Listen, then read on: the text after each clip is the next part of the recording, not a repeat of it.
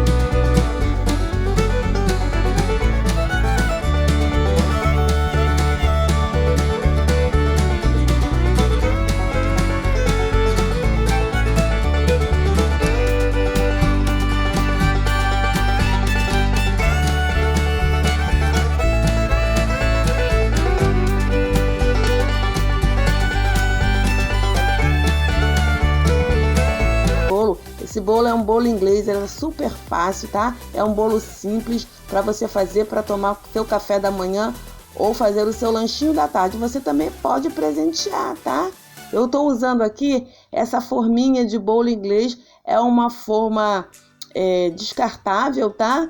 Eu vou deixar aqui na descrição do vídeo para vocês a medida dessa forma. É uma forma forneável.